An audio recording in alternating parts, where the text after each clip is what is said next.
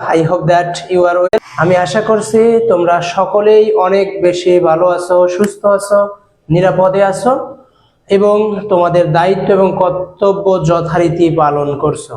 তোমাদের দায়িত্বটা এবং কর্তব্যটা কি জিনিস? দায়িত্ব হচ্ছে নিয়মিত পড়াশোনা করা, কর্তব্য হচ্ছে তোমার বাবা মার যেগুলো তোমার স্বপ্ন পূরণের জন্য বাবা মার চোখ তোমার দিকে তাকিয়েছে সেই কর্তব্যগুলো পালন করা। সো বরাবরের ন্যায় আমরা আজকে এমসিকিউ অল সাবজেক্ট অর্থাৎ বাংলা ইংরেজি সাধারণ জ্ঞানের 3টা সাবজেক্টেরই এমসিকিউ সমাধান ক্লাস করব আমরা ইনশাআল্লাহ। আর আমার কথাগুলো স্পষ্ট শুনতে পাচ্ছ কিনা, সবকিছু দেখতে পাচ্ছ কিনা দ্রুত আমাকে একটু জানিয়ে দাও। আজকে আমাদের খুবই গুরুত্বপূর্ণ এমসিকিউ গুলো নিয়ে এসেছি, যেগুলো আমাদের বিশ্ববিদ্যালয় ভর্তি প্রস্তুতি থেকে শুরু করে অর্থাৎ বিশ্ববিদ্যালয় ভর্তি পরীক্ষা থেকে শুরু করে সকল পরীক্ষার জন্য এটা খুবই গুরুত্বপূর্ণ। সো সবাই দ্রুত একটু যুক্ত হয়ে নাও। আর আজকের আমাদের সবকিছু শুনতে পাচ্ছ কিনা আমাকে দ্রুত একটু জানিয়ে দাও।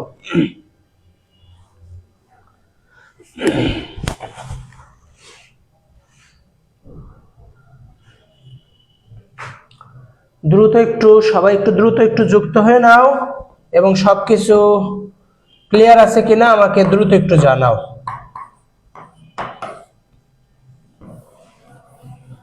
সবাই দ্রুত একটু জানাও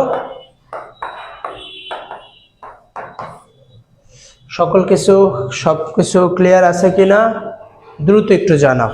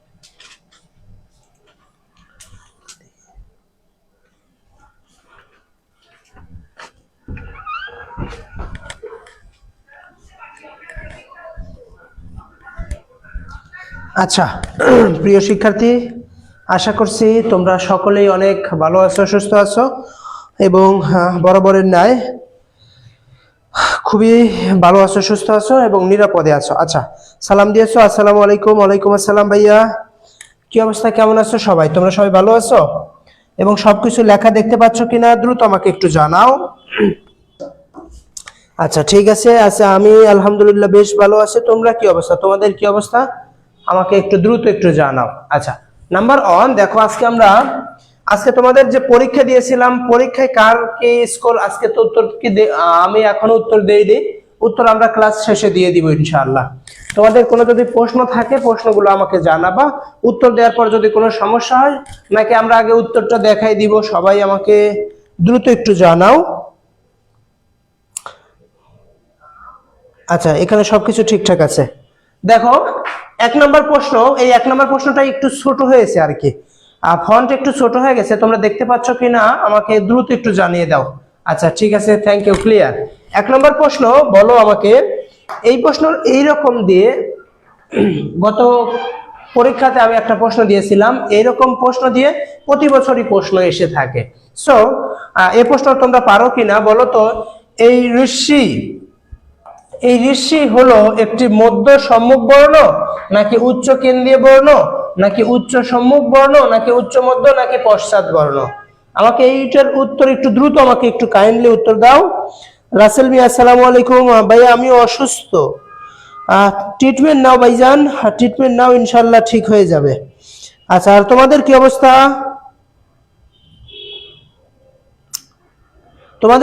বলো তো ভাইয়া, তোমরা সবাই সুস্থ আছো? অসুস্থ থাকা যাবে না ভাইয়া, একটু সুস্থ থাকার চেষ্টা করতে হবে এখন এই শেষ সময়। আচ্ছা আমাদের আলমিনা আপু বলেছেন উচ্চ সম্মুখ।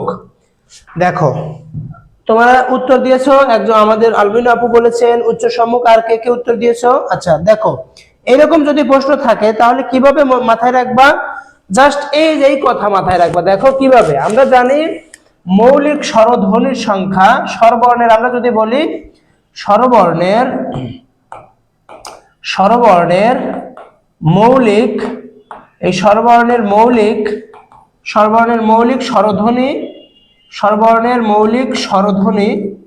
স্বরধ্বনির সংখ্যা হচ্ছে 7টি। আমরা জানি এই অ, আ, ই, হস্যু, এ, ও আর হচ্ছে এ, এই 7টি আমরা জানি, এই 7টি হচ্ছে স্বরবর্ণের মৌলিক স্বরধ্বনি। এই স্বরবর্ণের 7টি মৌলিক স্বরধ্বনি গুলোকেই কি বলা হয়, আমরা জানি স্বরবর্ণের মৌলিক ধ্বনি। আর যদি বলা হয় স্বরবর্ণের মৌলিক বর্ণ কয়টি, তাহলে এখানে স্বরবর্ণের মৌলিক বর্ণ আছে 6টি। কারণ এই এ ধ্বনির কোনো লিখিত রূপ নেই, তাই একে শুধু ধ্বনি হিসেবে ধরে নেওয়া হয়। আচ্ছা এখানে আমরা এটার উত্তর দিয়ে দিচ্ছি, ই একটি উচ্চ সম্মুখ বর্ণ, একটি কি উচ্চ সম্মুখ ধ্বনি হবে, উচ্চ সম্মুখ বর্ণ, যাই যেটা বলি সমস্যা নেই। তাহলে এটার আমাদের উত্তর পারতে গেলে আমাকে কি করতে হবে? আচ্ছা উচ্চ সম্মুখ, আলমিনা আপু বলেছেন, ভেরি গুড। দেখো পরীক্ষার হলে আমাদের কিন্তু একটু বিভ্রান্তি করে ফেলে, এটা উচ্চ সম্মুখ নিম্ন মধ্য পশ্চাৎ এগুলো নিয়ে মাথায় একটু আমাদের বিভ্রান্তি হতেই পারে, তাই না? পরীক্ষার হলে অনেক সময় বলে না গাছের পাতা সবুজ, গাছের পাতা সবুজ। আসলে পরীক্ষার বিষয় বা পরীক্ষার হল এমন একটা বিষয় যেখানে তোমাকে জানা জিনিসও গুলিয়ে যেতে পারে। সো সেই জন্য আমরা আগে একটু বেসিক তথ্য দিয়ে দেই, তারপরে তোমাদের আমি শর্টকাট টেকনিক শেখাই দিই। দেখো রেড কালার দিয়ে লিখছি, রেড কালার কি আপনারা দেখতে পাচ্ছেন? রেড কালার কি দেখা যাচ্ছে? আমাকে একটু কাইন্ডলি দ্রুত একটু জানাবেন, আর বন্ধু বান্ধবীদের দ্রুত একটু মেনশন করবেন। আজকের ক্লাসটা অতি স্পেশাল হতে যাচ্ছে, কারণ আমাদের অ্যাডমিশন নিয়ে যাতে আর কোনো সমস্যা না হয়। দ্রুত আমাকে একটু জানাবা, রেড কালার কি দেখতে পাচ্ছ নাকি আমি অন্য একটা কালার দিয়ে লিখবো?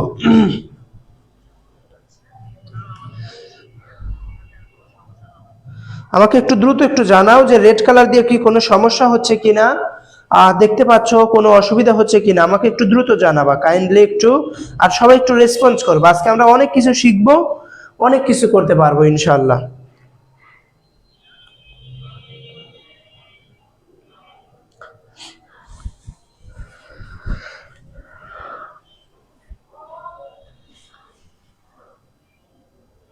দেখা যাচ্ছে আমাদের এমডি খাইরুল ইসলাম বলেছেন দেখা যাচ্ছে, ঠিক আছে, থ্যাংক ইউ ভাই। আচ্ছা জি রাসেল মিয়া, জি ভাইয়া, ঠিক আছে, থ্যাংক ইউ। আচ্ছা দেখো, তাহলে আমরা আগে কিছু একটু বেসিক তথ্যগুলো একটু শিখে নেই, এগুলো যেগুলো পরীক্ষা হলে আমাদের গ্যালজাম লাগে। নাম্বার 1, মৌলিক স্বরধ্বনির সংখ্যা 7। আর লিখবা মৌলিক স্বরবর্ণ, মৌলিক স্বরবর্ণ। আমরা যদি বলি মৌলিক স্বরবর্ণ, স্বরবর্ণ, মৌলিক স্বরবর্ণ সংখ্যা মনে রাখবা 6টি। মৌলিক স্বরবর্ণ 6টি। যৌগিক স্বরধ্বনি, যৌগিক, যৌগিক অপর নাম দ্বিস্বর, দ্বিস্বর, যৌগিকের অপর নাম কি? দ্বিস্বর। এই যৌগিক স্বরধ্বনি যদি বলা হয় যৌগিক স্বরবর্ণ, যৌগিক স্বরবর্ণ সংখ্যা যদি বলা হয় 2টি। যৌগিক স্বরবর্ণ সংখ্যা কয়টি ভাইয়া? 2টি। আর যদি বলা হয় যৌগিক, যৌগিক, যৌগিক অথবা অপর নাম দ্বিস্বর, অপর নাম কি? দ্বিস্বর ধ্বনির সংখ্যা কয়টি? দ্বিস্বর ধ্বনি, এই দ্বিস্বর ধ্বনির সংখ্যা হচ্ছে 25টি। দ্বিস্বর ধ্বনির সংখ্যা কতটি? 25টি। এই বেসিক তথ্যগুলো একটু কাইন্ডলি খাতায় নোট করে ফেলবা। জি হ্যাঁ, আমাদের তামান্না একটু বলেছেন, দেখা যাচ্ছে, ঠিক আছে, থ্যাংক ইউ, অসংখ্য ভালোবাসা। দেখো মৌলিক স্বরধ্বনির সংখ্যা 6টি, যৌগিক অথবা দ্বিস্বর বর্ণ আছে 2টি, আর যৌগিক বা দ্বিস্বর ধ্বনি আছে 25টি। যাদের মধ্যে এই ধ্বনির মধ্যে 2টার লিখিত রূপ আছে, এই 2টাকে বলা হয় যৌগিক ধ্বনি আর যৌগিক বর্ণ। একটা হচ্ছে ওই আর একটা হচ্ছে ও। এই ওই আর এবং হচ্ছে ও, এই ওই আর হচ্ছে কি ভাইয়া? ও। এই বর্ণগুলো, হ্যাঁ এই তো আলমিনা আপু, ওই আর ও, ভেরি গুড, খুবই অ্যাটেন্টিভলি তোমরা দেখছো, ভেরি গুড, খুবই ভালোবাসা, সালাম। আচ্ছা দেখো, এখন আমাদের এইগুলো প্রশ্ন, এগুলো তো সচরাচর আমরা সবাই জানি, তাই না? এখন জানি না কোনগুলো বা আমাদের বিভ্রান্তি হয় কোনগুলো, সেইগুলো একটু লিখবা।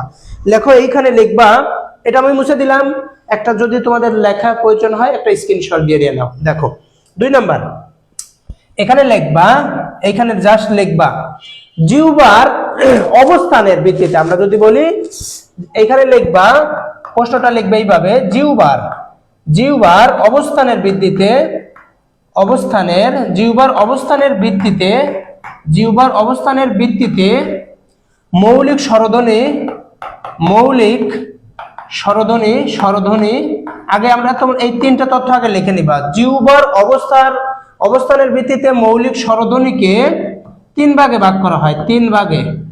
লেখো, এই তো কয়েকটা ভাইয়া, এই একটু বেসিকটা একটু লিখে নাও, কারণ পরীক্ষায় আসলে বেসিক থেকে আসে আমরা পারি না, কঠিন ভাবে পড়ি কিন্তু আমরা বেসিকের প্রশ্নগুলো জানি না, সেই কারণেই পরীক্ষার হলে আমাদের কাছে আরো কঠিন হয়ে যায়। লিখবা জিহ্বার অবস্থানের ভিত্তিতে মৌলিক স্বরধ্বনিকে 3 ভাগে ভাগ করা হয়। 1 নাম্বার কি ভাইয়া? 1 নম্বরে লিখবা হচ্ছে সম্মুখ, 1 নম্বরে লিখবা কি? 1 নম্বরে হচ্ছে সম্মুখ। 2 নম্বরে লিখবা হচ্ছে কেন্দ্রীয়, কি লিখবে ভাইয়া? 2 নম্বরে লিখবা হচ্ছে কেন্দ্রীয়। আর 3 নম্বরে কি লিখবা? 3 নম্বরে লিখবা হচ্ছে পশ্চাৎ। 3 নম্বরে কি লিখবা ভাইয়া? পশ্চাৎ। এই 3টা লেখো। জিহ্বার অবস্থানের ভিত্তিতে মৌলিক স্বরধ্বনিকে 3 ভাগে ভাগ করা হয়, সম্মুখ, কেন্দ্রীয়, পশ্চাৎ। সম্মুখ, কেন্দ্রীয়, পশ্চাৎ। আচ্ছা, এটা আমরা 3টার তথ্য লিখেছি। আরেকটা তথ্য কি লিখবো ভাইয়া? আরেকটা তথ্য আমরা লিখবো জিহ্বার উচ্চারণের ভিত্তিতে। লেখো এখানে জিহ্বার, এই জিহ্বার উচ্চারণের ভিত্তিতে আমরা একটু এই কালারটা একটু চেঞ্জ করে দেই, অন্য একটা কালার দিয়ে দেই, আমরা একটু কালো কালার দিয়ে দেই। লিখবে এখানে জিহ্বার, জিহ্বার, জিহ্বার উচ্চারণের ভিত্তিতে, উচ্চারণের, উচ্চারণের, উচ্চারণের ভিত্তিতে, উচ্চারণের ভিত্তিতে মৌলিক স্বরধ্বনিকে, মৌলিক স্বরধ্বনিকে, স্বরধ্বনিকে, ধ্বনিকে 4 ভাগে ভাগ করা হয়, 4 ভাগে ভাগ করা হয়, ভাগ করা হয়, করা হয়। দেখো, জিহ্বার উচ্চারণের ভিত্তিতে, জিহ্বার উচ্চারণের ভিত্তিতে মৌলিক স্বরধ্বনিকে 4 ভাগে ভাগ করা হয়। কি কি ভাইয়া? নাম্বার 1 লিখবে এখানে উচ্চ, উচ্চ। নাম্বার 2 লিখবে কি? উচ্চ মধ্য, উচ্চ মধ্য। নাম্বার 3 কি লিখবে ভাইয়া? লিখবে হচ্ছে নিম্ন মধ্য, নিম্ন মধ্য, নিম্ন মধ্য। নাম্বার 4 কি লিখবা? নিম্ন। এই 4টা একটু জাস্ট একটু কষ্ট করে লিখে ফেলো, আশা করছি তোমাদের আর প্রশ্ন আটকাতে পারবে না। জিহ্বার উচ্চারণের ভিত্তিতে মৌলিক স্বরধ্বনিকে 4 ভাগে ভাগ করা হয়, উচ্চ, উচ্চ মধ্য, নিম্ন মধ্য, নিম্ন, এই 4টা। আর জিহ্বার অবস্থানের ভিত্তিতে মৌলিক স্বরধ্বনিকে 3 ভাগে, সম্মুখ, কেন্দ্রীয়, পশ্চাৎ। শেষ। এতটুকু কেন লেখালাম এখন দেখো কি কারণে লেখাইছি। এখন যদি তুমি একটু জাস্ট আমার সাথে একটু তালের সাথে তাল মিলিয়ে একটু চলো, তাহলেই অনায়াসেই উত্তর করতে পারবা ইনশাআল্লাহ। দেখো এখন আমি কি বলি, এইটার উত্তর তো আমরা জানলাম, ই একটি উচ্চ মধ্য উচ্চ সম্মুখ। এখন কিভাবে উচ্চ সম্মুখ এইটা একটু দেখো, দেখার বিষয়। আমি মুছে দিলাম ভাইয়া, মুছে দিই। হ্যাঁ, তোমরা একটু যদি লিখতে চাও জাস্ট একটি স্ক্রিনশট দিয়ে রেখে নাও। আচ্ছা, এখন আমরা মুছে দিলাম। দেখো এখন আমরা আসি, এখন আমরা চলে আসি। দেখো এখন আসবো এই যে এইভাবে একটা দেখো, মনে রাখবা এইরকম করে, এই ই মনে রাখবা ই এ এ, কি মনে রাখবা ই এ এ, ই এ এ, ই এ এ। আচ্ছা, তারপরে এখানে লিখবা উ ও অ। দেখো ই এ এ, উ ও অ, আর এই মাঝখানে লিখবা হচ্ছে আ। কি লিখলাম দেখো, ই এ এ, উ ও অ, আ, লেখা শেষ। দেখো এখন লক্ষ্য করো, এরকম করে গড় টানাই দিবা। এরকম করে কি দিবা ভাইয়া, এরকম করে গড় টানাই দিলা, শেষ। এইখান দিয়ে একটা দিবা, এইখান দিয়ে একটা, এইখান দিয়ে একটা, এইখান দিয়ে একটা। দেখো আমি গড় টেনে ফেলছি, শেষ, কাজ শেষ। কিভাবে মনে রাখবা, খুবই সিম্পলি ভাবে মাথায় রাখো। এদিকে আবার একটু লক্ষ্য করো, হলুদ গুলো কি দেখতে পাচ্ছ? হলুদ গুলো দেখা যাচ্ছে? আমার এখানে দেখা যাচ্ছে, কিন্তু লাল কালার, রেড কালারটা হলে বেস্ট মনে হচ্ছে। লাল কালারটাই তোমাদের জন্য বেস্ট দেখাচ্ছে আর কি। আচ্ছা দেখো, ই এ আ, উ ও অ আ। পরীক্ষার হলে যদি প্রশ্ন দেয় এইভাবে গ্যাট গ্যাট করে লিখে ফেলবা। কি কি লিখবা, এই পাশে লিখবা ই এ আ, ই এ আ, লিখবা উ ও অ, আর মাঝখানে এখানে লিখবা আ, এই যে এরকম করে। এখন দেখো প্রথম কথা, আমরা বলছি জিহ্বার অবস্থানের ভিত্তিতে মৌলিক স্বরধ্বনিকে 3 ভাগে ভাগ করা হয়। জিহ্বার অবস্থানের ভিত্তিতে দেখো, আমরা জানি যে সামনে থাকে, আমরা যে জানি যে কোনো কিছু যারা সামনে থাকে তাদেরকে কি বলা হয়, সম্মুখ। যারা মনে রাখবা এরা যে সামনে থাকবে, অর্থাৎ 3 জন ব্যক্তি, লক্ষ্য করো 3 জন ব্যক্তির যে সামনে থাকে এখানে আমাদের মনে রাখবা সম্মুখ। যে সামনে থাকবে তাকে আমরা এটা তাহলে কি মনে করলাম, এ হচ্ছে সম্মুখ, এ হচ্ছে সম্মুখ। যে 3 জন ব্যক্তির মধ্যে যে মাঝে আছে তাকে বলা হয় কেন্দ্রীয়। অবশ্যই সে কেন্দ্রীয় আছে 3 জনের ব্যক্তির মধ্যে মাঝখানে, অর্থাৎ কেন্দ্রীয়তে আছে, তাই এটা হচ্ছে কেন্দ্রীয়। তাই এটা কি কেন্দ্রীয়। আচ্ছা, 3 জন ব্যক্তির মাঝে যে শেষে আছে, পাশে আছে, অনেক সময় বলে না গ্রামের ভাষায় পাশে মানেই মনে রাখবা এখানে পশ্চাৎ। পাশে মানেই কি ভাইয়া, পাশে মানেই রাখবা হচ্ছে পশ্চাৎ। তাহলে সম্মুখ কেন্দ্রীয় পশ্চাৎ, সম্মুখ কেন্দ্রীয় পশ্চাৎ, সম্মুখ কেন্দ্রীয় ভাইয়া কি পশ্চাৎ, সম্মুখ কেন্দ্রীয় পশ্চাৎ, সম্মুখ কেন্দ্রীয় পশ্চাৎ। আচ্ছা গেল, শেষ। এখন আমাকে দেখো, আমরা এইখানে একটা 4 তলা ভবন এঁকেছি, 4 তলা ভবন এঁকেছি না, 4 তলা ভবন এঁকেছি। এই 4 তলা ভবনের দেখো, এই 4 তলা ভবনের সবচেয়ে উঁচু যেটাতে থাকবে তাকে বলবো আমরা উচ্চ ভবন। এটা হচ্ছে সবচেয়ে উচ্চ ভবন, বলবো কিনা, বলবো। এই উচ্চ ভবনের সাথে আরেকটু লেগে আছে, তাহলে আমরা এখানে বলতে পারি উচ্চ মধ্য, বলতে পারি কিনা, উচ্চ মধ্য। আচ্ছা, তারপরে একবারে শেষে যে থাকে তাকে কি বলা হয় ভাইয়া, তাকে বলা হয় নিম্ন। একটা নিম্ন শ্রেণীর লোক, নিম্নর চেয়ে আরেকটু উপরে আছে, তাহলে তাকে আমরা বলতে পারবো কি ভাইয়া, নিম্ন মধ্য। এখন পরীক্ষার হলে যদি এইভাবে চলে আসে, তাহলে জাস্ট কি মাথায় রাখবা, প্রথমে যে সামনের দিকে আছে সম্মুখ, মাঝখানে আছে কেন্দ্রীয়, শেষে আছে পশ্চাৎ। আর এখানে জাস্ট মনে রাখবা উচ্চ মধ্য, নিম্ন। এখন প্রশ্নতে তোমাকে দিয়েছে এই ই হলো একটি, তাহলে দেখো এই যে এখানে ই আছে, তাহলে আগে প্রথমে উচ্চ, তারপরে কোথায় আছে, সম্মুখ বর্ণের মধ্যে, তাই হচ্ছে একটি উচ্চ সম্মুখ বর্ণ। এখন যদি তোমাকে পরীক্ষার হলে এই এর পরিবর্তে যদি এই যে হস্য দিয়ে দেয়, তাহলে তোমাকে আমি বলো তো ভাইয়া, এই হস্যটা কি হবে, মধ্য সম্মুখ বর্ণ, উচ্চ কেন্দ্রীয় বর্ণ, নাকি উচ্চ সম্মুখ, নাকি উচ্চ মধ্য পশ্চাৎ? আমাকে বলো তো কি হবে ভাইয়া, এই হস্যটা কি হবে বলো তো আমাকে। দ্রুত আগে উত্তর করবা কমেন্টে, যদি বুঝে থাকতে তাহলে আমাকে দ্রুত একটু উত্তর করবা। আর সবাই একটু বন্ধু বান্ধবীদের শেয়ার করবা। আজকের ক্লাসটা অতি গুরুত্বপূর্ণ হতে চলছে আমাদের, বলছি আজকে অল সাবজেক্ট বাংলা ইংরেজি সাধারণ জ্ঞানের 3টেই শেষ করে দিব।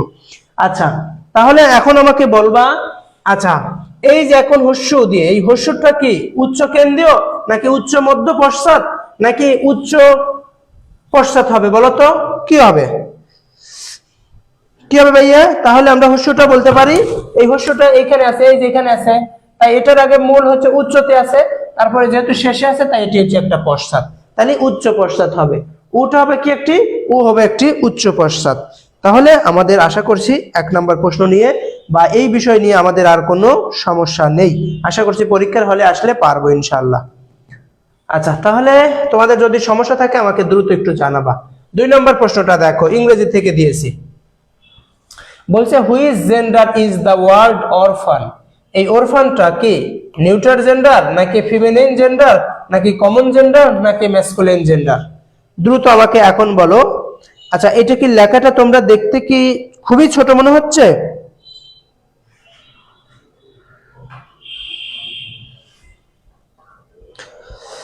দ্রুত আমাকে জানাও যে এখন দেখতে পাচ্ছ কি না ভাইয়া, সবকিছু ঠিকঠাক আছে?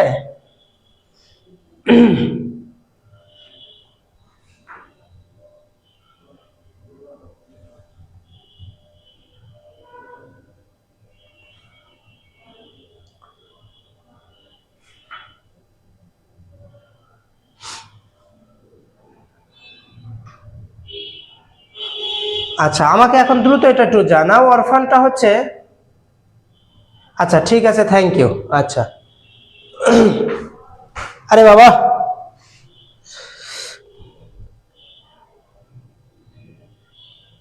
আচ্ছা ঠিক আছে, থ্যাংক ইউ। আরে বাবা, একটু মনে হয় ক্যামেরা কাপাকাপি করছে, ক্যামেরা কাপাকাপি, চড় লাগিয়ে দেবো নাকি একটা ক্যামেরাকে? আচ্ছা ঠিক আছে, থ্যাংক ইউ, আশা করছি কোনো সমস্যা নেই। আচ্ছা ঠিক আছে, দেখো। আচ্ছা এখন দেখো, আমরা যদি এই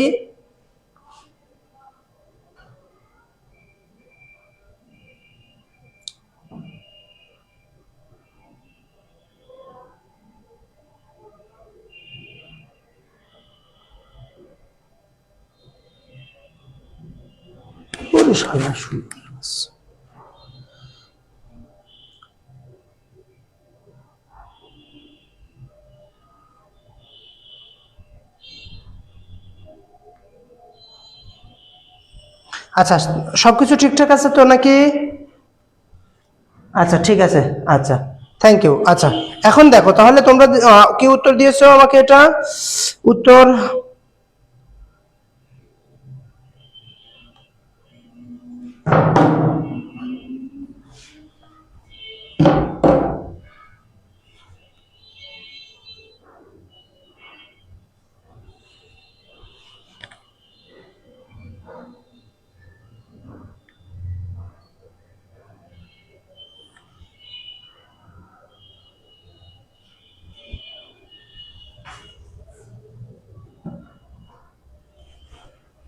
আচ্ছা ঠিক আছে, নাও। তাহলে এখন দেখো, বলছে হুইচ জেন্ডার ইজ দ্য অরফান। অরফান মানে কি আমরা জানি, অরফান মানে বলা হয় হচ্ছে ইতিম। অরফান বলা হয় মানে ইতিম, ইতিম যার হচ্ছে বাবা মা কেউ নেই তাদেরকে বলা হয় অরফান, মানে হচ্ছে ইতিম। তাহলে আমরা জানি জেন্ডার সম্পর্কে তোমাদের যদি একটু তথ্য দেই, জেন্ডার, এই জেন্ডার সম্পর্কে যদি একটু তথ্য দেই, জেন্ডার মানে কি? জেন্ডার মানেই, জেন্ডার একটি ল্যাটিন শব্দ। কি শব্দ ভাইয়া? জেন্ডার একটি হচ্ছে ল্যাটিন শব্দ। জেন্ডার একটি কি? জেন্ডার একটি হচ্ছে ল্যাটিন শব্দ। এই জেন্ডার একটা ল্যাটিন শব্দ, জেনাস থেকে এসেছে। জেনাস থেকে এসেছে। জেনাস মানে কি? জেনাস মানে হচ্ছে গণ। জেনাস মানে গণ, বা হচ্ছে জেনাস মানে গণ বা শ্রেণীবিন্যাস। জেনাস মানে গণ, শ্রেণীবিন্যাস বা হচ্ছে লিঙ্গ। জেনাস গণ, শ্রেণীবিন্যাস বা লিঙ্গ। যে সকল ওয়ার্ড দ্বারা মানুষের সেক্স, লিঙ্গ প্রকাশ করে তাদেরকেই বলা হয় জেন্ডার। এই জেন্ডারকে বলা হয় 4 প্রকার। কত প্রকার ভাইয়া? 4 প্রকার। নাম্বার 1 বলা হয় ম্যাসকুলিন জেন্ডার। এই ম্যাসকুলিন জেন্ডারের কোন শব্দ থেকে এসেছে? এটি মেল শব্দ থেকে এসেছে। মেল একটি নাউন ওয়ার্ড, এই নাউন থেকে ম্যাসকুলাইন, পুরুষ থেকে পুলিঙ্গ একটি অ্যাডজেক্টিভ ওয়ার্ড, ম্যাসকুলাইন একটি অ্যাডজেক্টিভ ওয়ার্ড। এই অ্যাডজেক্টিভের সমন্বয়ে মেল থেকে ম্যাসকুলাইন হয়েছে। অর্থাৎ যে সকল ওয়ার্ড দ্বারা পুরুষবাচক নাম বোঝাবে, যে সকল ওয়ার্ড দ্বারা পুরুষবাচক নাম বোঝাবে তাদেরকে বলা হয় ম্যাসকুলিন জেন্ডার। যে সকল ওয়ার্ড দ্বারা স্ত্রীবাচক নাম বোঝাবে তাদেরকে কি বলা হয়? তাদেরকে ফিমেনিন জেন্ডার। যে সকল ওয়ার্ড দ্বারা বা শব্দ দ্বারা উভয়জনকেই বোঝাবে, পুরুষ এবং স্ত্রীবাচক দুইজনকেই প্রকাশ করবে, তাদেরকে বলা হয় কমন জেন্ডার। আর নিউট্রাল জেন্ডার কি ভাইয়া, যে সকল শব্দ বা যে সকল নাম দ্বারা ক্লিব লিঙ্গ অর্থাৎ যাদেরকে জড় পদার্থ বস্তুবাচক বোঝাবে তাদেরকে বলা হয় নিউট্রাল জেন্ডার। তাই এই ওরফান ইতিম সবাইকেই বোঝায়, এটি হচ্ছে কমন জেন্ডার। তাহলে আশা করছি আমরা 2 নম্বরের উত্তর কমন জেন্ডার। আচ্ছা ঠিক আছে, থ্যাংক ইউ।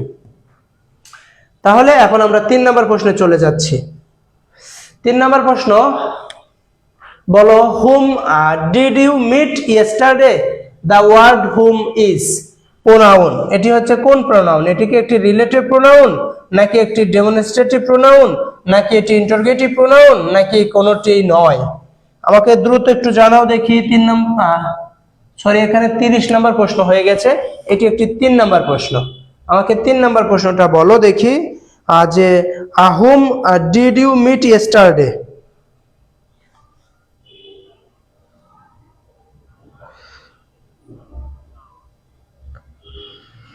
3 নম্বর প্রশ্নটার আমাকে দ্রুত একটু উত্তর দাও, যে বলো যে whom did you meet yesterday, the word whom is pronoun. এটি কি একটি রিলেটিভ প্রোনাউন, নাকি ইন্টারোগেটিভ প্রোনাউন, নাকি ডেমনস্ট্রেটিভ প্রোনাউন, নাকি কোনোটিই নয়? তাহলে আমাকে বলো, আমরা জানি যে সকল ওয়ার্ড, আমরা জানি কি ভাইয়া, আমরা জানি হচ্ছে যে সকল ওয়ার্ড, আরে বাবা,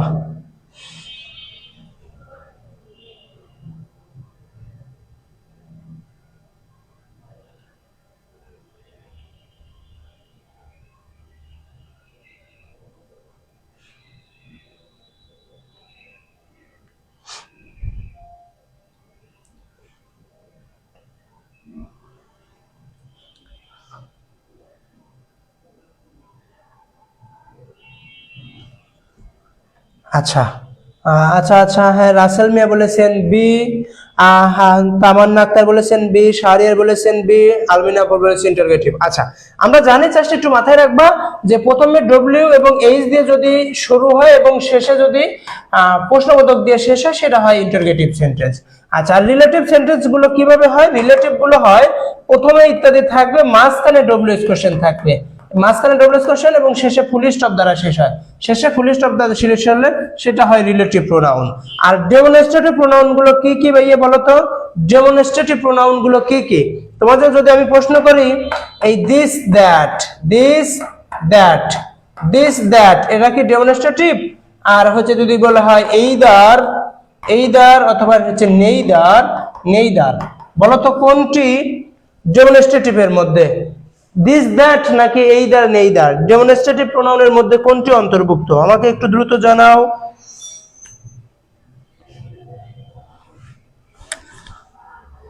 আমাকে একটু দ্রুত একটু জানাও দেখি, যে দিস দ্যাট যদি বলি, দিস দ্যাট এটি কি ডেমনস্ট্রেটিভ, নাকি এইদার নেইদার এরা হচ্ছে ডেমনস্ট্রেটিভ? আমাকে একটু দ্রুত একটু জানাও তো, বলো দেখি ডেমনস্ট্রেটিভ কোনটা, দিস দ্যাট নাকি এইদার নেইদার? দ্রুত আমাকে একটু কমেন্টে জানিয়ে দিবা। আচ্ছা, আমরা 4 নম্বর প্রশ্নে চলে আসছি। বলছে what is the verb of price. What is the verb of price? এই প্রিস শব্দের ভার্ব ফর্ম কোনটা? ইমপ্রিস, নাকি প্রিস লিভিং, নাকি প্রেসিফাই, নাকি প্রেসফুল? বলো নিচের কোনটি ভার্ব ওয়ার্ড?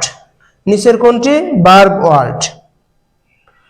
নিচের কোনটি ভার্ব ওয়ার্ড? আমরা জানি যে সকল অর্থাৎ সাফিক্স, অর্থাৎ কিছু কিছু ওয়ার্ড আছে সাফিক্স বলতে প্রত্যয়, যেগুলো শব্দের শেষে বসে, শব্দের শেষে বসে ওই ওয়ার্ড গুলোকে কি করে? ওই ওয়ার্ড গুলোকে সংযুক্ত, মানে পরিবর্তন করে দেয়, ওই ওয়ার্ড গুলোকে পরিবর্তন করে দেয়, তাদেরকে আমরা বলি হচ্ছে কি বলি? আমরা হচ্ছে ভার্ব রূপান্তর হয়, বা অ্যাডজেক্টিভ হয়, বা নাউন হয়। আমরা এক একবারে এক এক রকম ব্যবহৃত হতে পারে।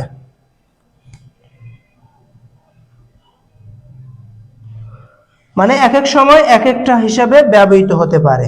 আচ্ছা, তাহলে তোমরা যারা উত্তর দিচ্ছ, তাহলে অনেকজনই উত্তর দিয়ে ফেলছো। দেখি আচ্ছা, কি দেখা যাচ্ছে আটকে যাচ্ছে? আচ্ছা, এখনো কি আটকে যাচ্ছে নাকি? আরে বাবা, আটকে যাওয়ার তো কথা না। আজকে আমি নতুন আবার 4,000 টাকা ইনভেস্ট করে আবার নতুন করে আমি লাগিয়ে দিলাম, যদি তারপরে যদি আটকে যায় তাহলে তো খুবই সমস্যা।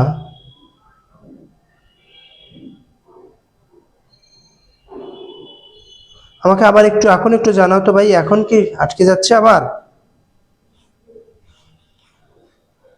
এখন কি কোনো সমস্যা হয়েছে?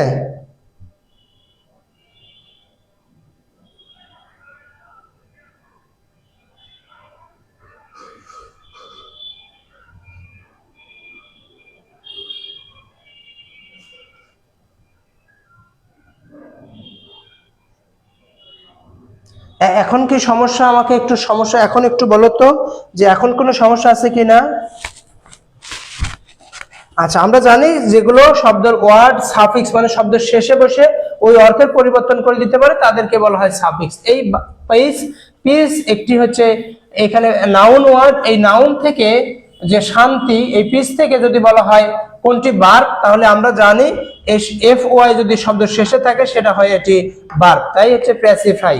এই প্যাসিফাই মানে এটি একটি কি, এটি একটি হচ্ছে ভার্ব ওয়ার্ড। আমরা জানি এই প্যাসিফাইটা যারা 4 নম্বরে সি উত্তর দিয়েছো তাদেরকে অসংখ্য ধন্যবাদ দিচ্ছি, যে পিস থেকে প্যাসিফাই একটি ভার্ব। আচ্ছা, বলো 5 নাম্বার, বাংলার ওয়াল্টার স্কট বলা হয় কাকে? আমরা বলেছি আজকে অল সাবজেক্ট অর্থাৎ বাংলা ইংরেজি এবং হচ্ছে জিকে তিনটা থেকেই প্রশ্ন করা আছে, কম্বাইন্ড করে তিনটা থেকেই প্রশ্ন করা আছে। তাহলে বলো বাংলার স্কট বলা হয় কাকে? বাংলার স্কট বলা হয় কাকে? বাংলার সাহিত্য সম্রাট বলা হয় কাকে? বাংলার সাহিত্য সম্রাট বলা হয় কাকে? বাংলার স্কট বলা হয় কাকে? বাংলার সাহিত্য সম্রাট বলা হয় কাকে? রায় বাহাদুর বলা হয় কাকে? বাংলার স্কট বলা হয় কাকে? বাংলার সাহিত্য সম্রাট বলা হয় কাকে? রায় বাহাদুর বলা হয় কাকে? বাহাদুর বলা হয় কাকে বলো? বাংলার ওয়াল্টার স্কট বলা হয় কাকে? বাংলার সাহিত্য সম্রাট বলা হয় কাকে? রায় বাহাদুর বলা হয় কাকে? দ্রুত আমাকে একটু জানাও যে বাংলার স্কট, বাংলার সাহিত্য সম্রাট, রায় বাহাদুর বলা হয় কাকে? বঙ্কিমচন্দ্র চট্টোপাধ্যায়কে। ভেরি গুড, যারা বঙ্কিমচন্দ্র চট্টোপাধ্যায় দিয়েছে অসংখ্য ধন্যবাদ। বঙ্কিমচন্দ্র চট্টোপাধ্যায়কে বাংলার ওয়াল্টার স্কট বলা হয়, বাংলার সাহিত্য সম্রাট বলা হয়, রায় বাহাদুর বলা হয়। তাহলে এখন যদি আমি তোমাদের বলি, তাহলে যারা উত্তর দিলা অসংখ্য ধন্যবাদ। প্রমোদ চৌধুরীকে কি বলা হয় বলো তো দেখি? প্রমোদ চৌধুরীকে কি বলা হয়? প্রমোদ চৌধুরীকে কি বলা হয়? আমাকে দ্রুত একটু জানাও দেখি, প্রমোদ চৌধুরীকে কি বলা হয়? প্রমোদ চৌধুরীকে কি বলা হয়? প্রমোদ চৌধুরীকে। বীরবল কার ছদ্মনাম বলো? বীরবল কার ছদ্মনাম? বীরবল কার ছদ্মনাম বলো দেখি? বীরবল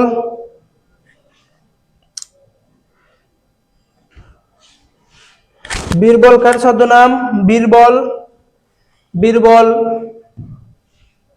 বীরবল কার ছদ্মনাম? অথবা আমি যদি তোমাদের বলি যে আমাকে বলো তো Timothy pen poem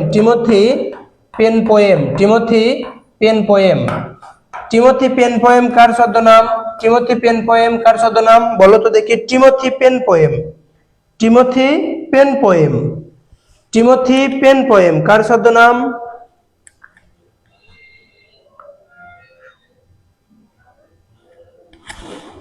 Timothy Penpoem. Birbal Pramod Chowdhury. Very good. আচ্ছা, আমি যদি এখন তোমাদের প্রশ্ন করি, আমি কিছু ছদ্মনাম এখনই বলে দিচ্ছি, তোমরা একটু জাস্ট একটু মুখস্থ করে নিবা। টিমোথি পেন পোয়েম কার ছদ্মনাম? Timothy Penpoem captive lady. এই ক্যাপটিভ লেডি কার ছদ্মনাম? টিমোথি পেন পোয়েম এবং হচ্ছে ক্যাপটিভ লেডি কার ছদ্মনাম বলো দেখি? যদি জানো দ্রুত জানাও। মাইকেল মধুসূদন দত্ত। মধুসূদন দত্ত। মানে আমরা জানি Timothy Penpoem, captive lady, এটি হচ্ছে মাইকেল মধুসূদন দত্ত। আচ্ছা, আর আমরা যেটা শিখলাম যে বাংলার ওয়াল্টার স্কট, বাংলার সাহিত্য সম্রাট এবং রায় বাহাদুর কার ছদ্মনাম ছিল? বঙ্কিমচন্দ্র চট্টোপাধ্যায়। আর Timothy Penpoem, captive lady Michael Madhusudan দত্তের। আচ্ছা, তারপরে আমরা যদি আরেকটু তথ্য দেই, যে যদি তোমাদের বলি যে আমাকে বলো, তোমাদের বললাম কি বলি, আমরা যদি বলি নির্জনতার কবি, নির্জনতার কবি বলা হয় কাকে? নির্জনতার কবি বলা হয় কাকে বলো? আমরা কিছু কিছু এখনই শিখে ফেলছি, কিন্তু নির্জনতার কবি বলা হয় কাকে? নির্জনতার কবি বলা হয় কাকে? ধূসর পাণ্ডুলিপি বলা হয় কাকে? নির্জনতার কবি বলা হয় কাকে? ধূসর পাণ্ডুলিপি বলা হয় কাকে? আর তারপরে আমরা যদি বলি আর রূপসী বাংলার কবি বলা হয় কাকে? নির্জনতার কবি, ধূসর পাণ্ডুলিপি, তারপরে হচ্ছে রূপসী বাংলার কবি কাকে বলা হয়? বাংলার নির্জনতার কবি, ধূসর পাণ্ডুলিপি, রূপসী বাংলার কবি আমরা জানি জীবনানন্দ দাশকে। কাকে? জীবনানন্দ দাশ। আচ্ছা, ভেরি গুড। আচ্ছা, তাহলে আমরা পরবর্তী প্রশ্নতে আসলাম। বিভীষণের প্রতি মেঘনাদ কবিতা অংশে বাসব চাষ বলা হয়েছে কাকে? দেখি এই প্রশ্নটার উত্তর দ্রুত একটু জানাবা, যে তোমাদের কি অবস্থা, দেখি তোমরা কি আসলেই পড়েছো নাকি এমনিতে পারবা। বলো, বিভীষণের প্রতি মেঘনাদ কবিতা অংশে বাসব ত্রাস কাকে বলা হয়েছে? বিভীষণকে, মেঘনাদকে, লক্ষণকে, রামকে? বলো, বিভীষণের প্রতি কবিতাংশে বাসব ত্রাস বলা হয়েছে কাকে? বিভীষণের প্রতি মেঘনাদ কবিতায় বাসব ত্রাস বলা হয়েছে কাকে? বিভীষণকে, মেঘনাদকে, লক্ষণকে, রামকে? আমরা জানি বাসব ত্রাস কাকে বলা হয়েছে, তোমরা আমাকে দ্রুত একটু কাইন্ডলি জানাও। আচ্ছা, হ্যাঁ, এই তো জীবনানন্দ দাশ। শাহরিয়ার শিমুল ভাইয়া বলেছেন জীবনানন্দ দাশ, রাসেল মিয়া জীবনানন্দ দাশ, ভেরি গুড। আচ্ছা, বিভীষণের প্রতি বাসব ত্রাস বলা হয়েছে কাকে ভাইয়া? বাসব ত্রাস বলা হয়েছে মেঘনাদকে। মেঘনাদকে বাসব ত্রাস বলা হয়েছে মেঘনাদকে। বাসব ত্রাস বলা হয়েছে কাকে? মেঘনাদকে। আর বিভীষণকে কি বলা হয়েছে? রাঘব দাস। বিভীষণকে কি বলা হয়েছে? রাঘব দাস।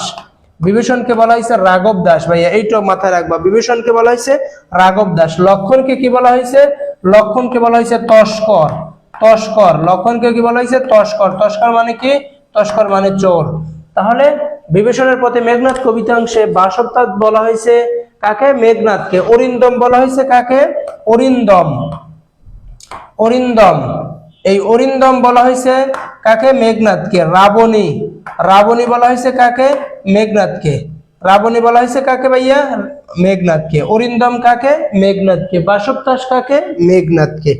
আচ্ছা, তাহলে আমরা অনেক কিছুই এখান থেকে শিখতে পারলাম আশা করছি। আচ্ছা, তাহলে এই যে পরবর্তী প্রশ্ন, অরিন্দম শব্দটির অর্থ কি? বলো, অরিন্দম শব্দটির অর্থ কি? শত্রু দমনকারী, নাকি বন্ধু, নাকি আত্মীয়, নাকি চোর? বলো।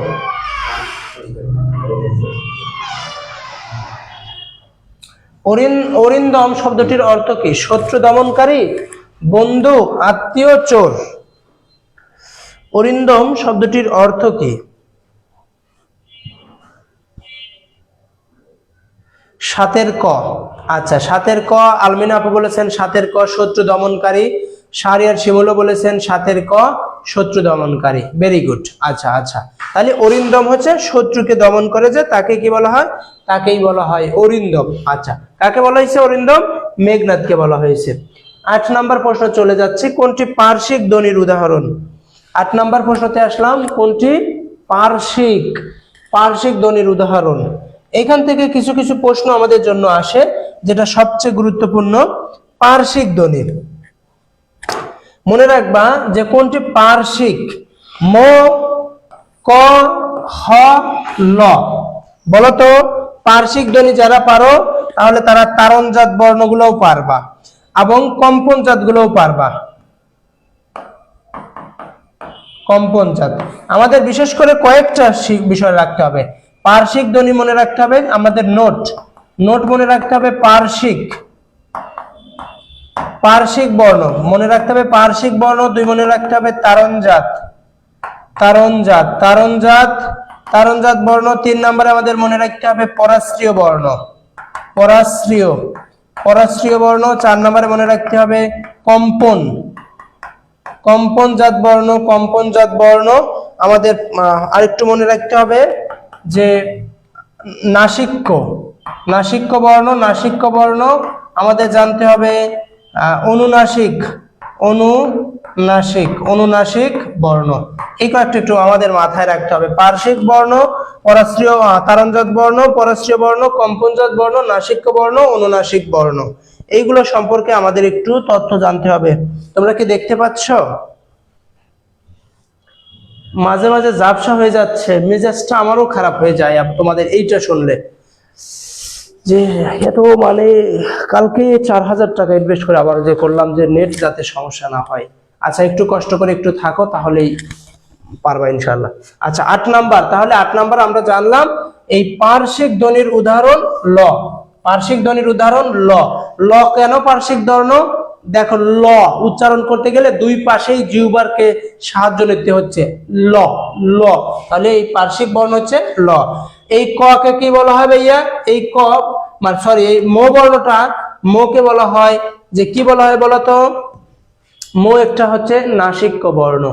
আচ্ছা 9 নাম্বার, কোনটি তারণজাত ধ্বনি? আমাকে বলো তো এখন, তারণজাত কোনটি? তারণজাত ধ্বনি আমরা জানি তারণজাত ঢয়বিন্দু এবং হচ্ছে ঢয়সিন্ধু। তারণজাত কি? ঢয়বিন্দু এবং হচ্ছে ঢয়সিন্ধু। তাহলে তারণজাত হচ্ছে ঢয়সিন্ধু। আচ্ছা তাহলে আমাকে এখন তোমাদের আমি যদি বলি, বলো তো আমাকে একটু দ্রুত একটু জানাও পার্শ্বিক বর্ণ। এই পার্শ্বিক বর্ণ, পার্শ্বিক বর্ণ কোনটি? পার্শ্বিক বর্ণ আমাকে একটু দ্রুত বলো তো ভাইয়া, পার্শ্বিক বর্ণ কোনটি হবে? পার্শ্বিক বর্ণ কোন, কোন বর্ণটা পার্শ্বিক? আমাকে একটু জানাও তো দেখি, পার্শ্বিক বর্ণ কোনটা হবে? আমাকে একটু দ্রুত একটু বলো তো দেখি, পার্শ্বিক,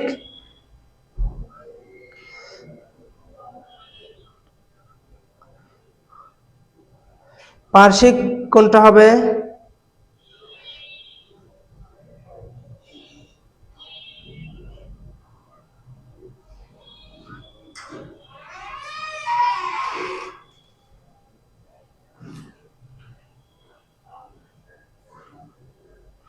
দ্রুত আমাকে একটু জানাও যে পার্শ্বিক।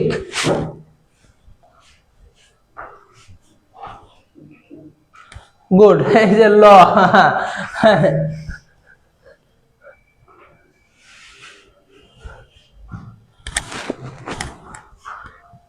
আর যদি বলা হয় কম্পনজাত তাহলে কি হবে বলো তো? কম্পনজাত যদি বলি কম্পন, কম্পনজাত অর্থাৎ যে বর্ণগুলো উচ্চারণ করতে কম্পন করে, র, এই র কে বলা হয় কম্পনজাত, র কে বলা হয় কম্পনজাত।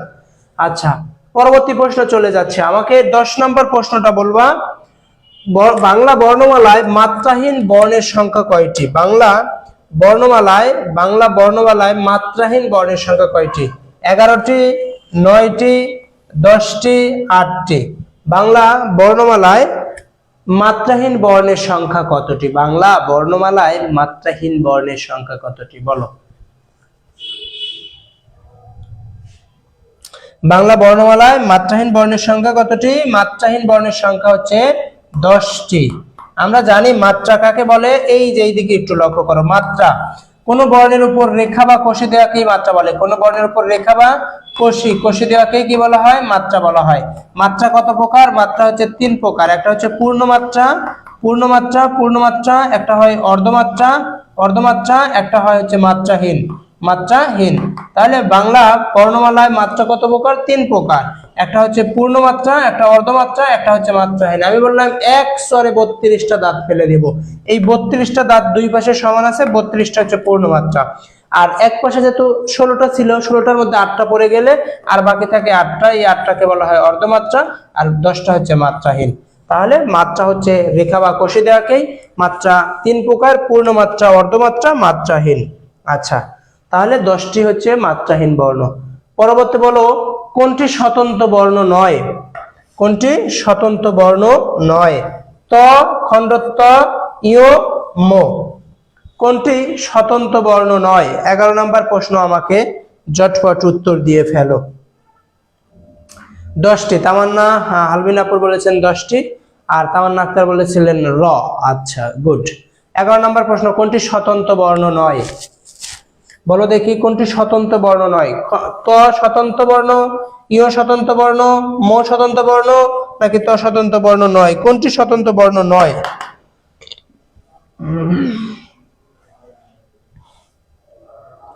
এরকম যদি প্রশ্ন দেওয়া থাকে তাহলে কি উত্তর করবা?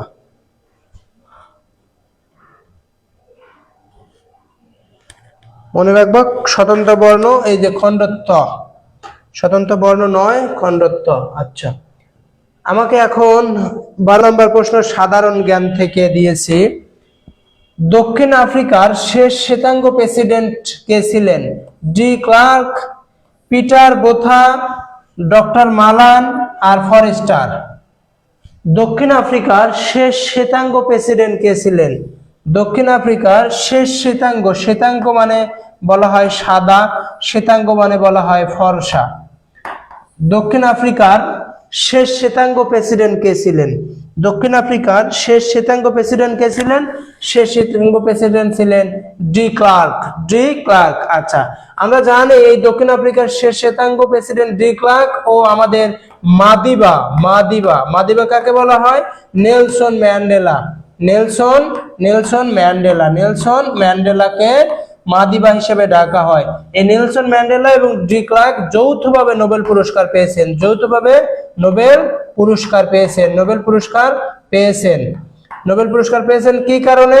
এই শ্বেতাঙ্গ এবং কৃষ্ণাঙ্গদের মাঝে বিরোধ থেকে মানে সমঝোতা, বৈষম্য দূরীকরণ করেছিলেন দুইজনের মাঝে, সেই জন্য যৌথভাবে ডি ক্লার্ক এবং নেলসন ম্যান্ডেলা কত সালে নোবেল পুরস্কার পেয়েছেন সেটা আপনারা কমেন্টে জানান। আচ্ছা, 13 নম্বর প্রশ্ন, কোন দেশের সংবিধানে লেখা থাকে the king can do no wrong? রাজার কখনো ভুল হতে পারে না, রাজার কখনো মৃত্যু হতে পারে না। The king can do no wrong. তাহলে বলো, king can do no wrong কোন দেশের সংবিধানে বা লেখা থাকে? যুক্তরাজ্য, সুইডেন, বেলজিয়াম, স্পেন। সুইডেন কোন দেশের সংবিধানে লেখা থাকে the king can do no wrong? রাজার কোনো ভুল হতে পারে না। কোন দেশে লেখা থাকে? আচ্ছা, ভেরি গুড তামান্না আক্তার, এরা সবাই বলেছেন। আচ্ছা, সবাই বলেছেন। আচ্ছা, ক ক। আচ্ছা, 13 নম্বর প্রশ্ন, যুক্তরাজ্য। আচ্ছা, 13 নম্বর স্পেন না ভাইয়া, 13 নম্বর যুক্তরাজ্য। যুক্তরাজ্যের দেশের সংবিধানে লেখা থাকে the king can do no wrong. এই যে যুক্তরাজ্য, যাকে ইংরেজি নাম বলা হয় ইউকে, যাকে বলা হয় ব্রিটেন, ব্রিটেন যাকে বলা হয় ব্রিটিশ, ব্রিটিশ যাকে বলা হয় Great Britain, Great Britain, Great Britain. দেখো কোন দেশের সংবিধানে লেখা থাকে the king can do no wrong? যুক্তরাজ্য, UK, Britain, British, Great Britain, এদের লেখা থাকে the king can do no wrong. আচ্ছা, সুইডেন কি জন্য বিখ্যাত? সুইডেনে আমরা জানি এই যে স্ক্যান্ডিনেভিয়ান অর্থাৎ নর্ডিক, নর্ডিক আমরা জানি স্ক্যান্ডিনেভিয়ান, স্ক্যান্ডিনেভিয়ান, স্ক্যান্ডিনেভিয়ান অথবা হচ্ছে নর্ডিক, নর্ডিক, স্ক্যান্ডিনেভিয়ান অথবা নর্ডিক অঞ্চলের একটি সদস্য হচ্ছে সুইডেন। এই সুইডেনের রাজধানী স্টকহোম। এই সুইডেন আমরা জানি স্ক্যান্ডিনেভিয়ানের 5টি অঞ্চল, 5টি অঞ্চল আমরা জানি ফিডে আসুন, ফিডে আসুন, ফিডে আসুন, Finland, Denmark, Iceland, Sweden, Norway. আচ্ছা, এই সুইডেন এখন হচ্ছে ন্যাটোর, সুইডেন ন্যাটোর এখন হচ্ছে 32তম সদস্য, অর্থাৎ এই ন্যাটোর সর্বশেষ সদস্য, সর্বশেষ সদস্য হচ্ছে সুইডেন। ন্যাটোর সর্বশেষ সদস্য কে ভাইয়া? সুইডেন, মাথায় যেন থাকে। আচ্ছা, বেলজিয়াম, বেলজিয়ামকে কি বলা হয়? বাফার স্টেট বলা হয়, বাফার স্টেট। বেলজিয়ামকে কি বলা হয়? Buffer state. বেলজিয়ামকে কি বলা হয়? Buffer state. এই বেলজিয়ামকে কি বলা হয়? Buffer state. তারপরে আমরা জানি ওয়াটারলু, ওয়াটারলু কোথায় হয়েছিল? ওয়াটারলু স্থান কোথায় অবস্থিত? ওয়াটারলু অবস্থান হচ্ছে বেলজিয়াম। ওয়াটারলু, ওয়াটারলু, ওয়াটারলু যুদ্ধর এই স্থানটা কোথায়? বেলজিয়ামে অবস্থিত। এখন আমি তোমাদের কাছে প্রশ্ন ছুড়ে দিলাম, ওয়াটারলু যুদ্ধ হয়েছে কত সালে? কমেন্টে দ্রুত আমাকে জানাতে হবে। ওয়াটারলু যুদ্ধ, ওয়াটারলু যুদ্ধ কার কার মধ্যে হয়, কত সালে? দ্রুত আমাকে একটু কাইন্ডলি জানাও। আর না জানলে, না মনে আসলে আমাকে দ্রুত বলে ফেলো, সময় নিও না, দ্রুত বলবা।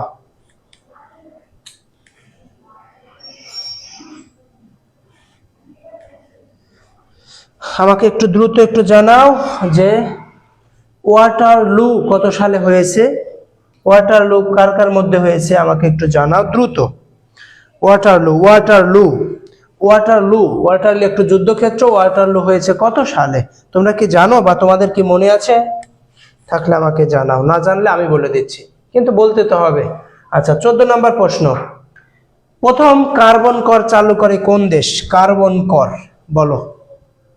প্রথম কার্বন কর চালু করে কোন দেশ? India, Pakistan, Australia, Finland.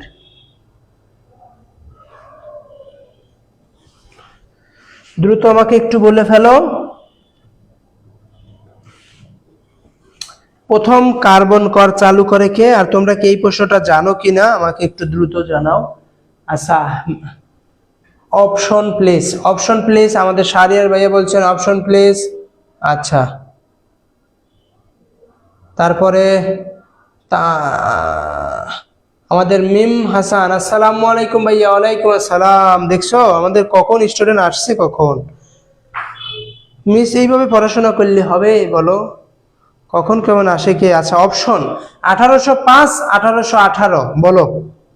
1805 নাকি 1818? ওয়াটারলু যুদ্ধ। পড়াশোনা কিন্তু হচ্ছে না ভাইয়া তোমাদের, প্রচুর পরিমাণে পড়াশোনা করতে হবে, প্রচুর। কারণ এই স্বপ্ন তো শুধু তোমার নয়। আমি তোমাকে প্রশ্ন করেছি প্রথম কার্বন কর, প্রথম কার্বন কর চালু করেন কারা? প্রথম কার্বন কর চালু করেন কে? প্রথম কার্বন কর চালু করেন কোন দেশ?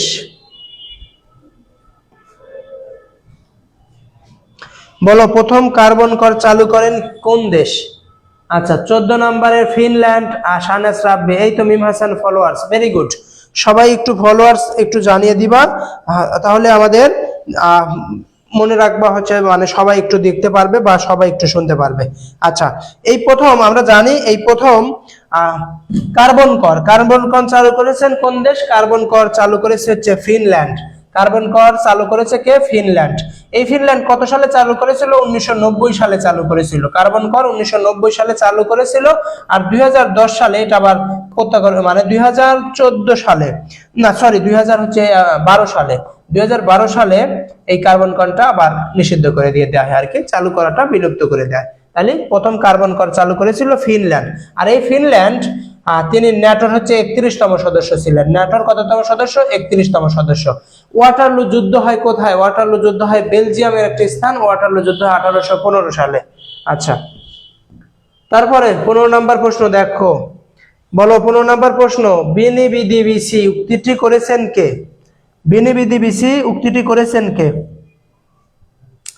বিনি বিধি বিসি উক্তিটি করেছেন কে?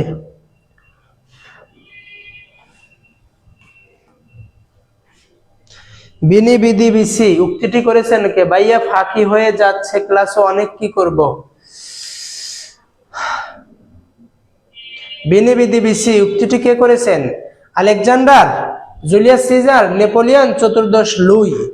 বলো, বিনি বিধি বিসি, বিনি বিধি বিসি উক্তিটি কে করেছেন? বিনি বিধি বিসি, বিনি বিনি বিধি বিসি মানে I came, I came, I saw, বলা হয় I saw, I came, I saw, I saw না, মূল কথা হচ্ছে আসলাম, দেখলাম, জয় করলাম, তাই না? আই কাম দিয়েই হয়।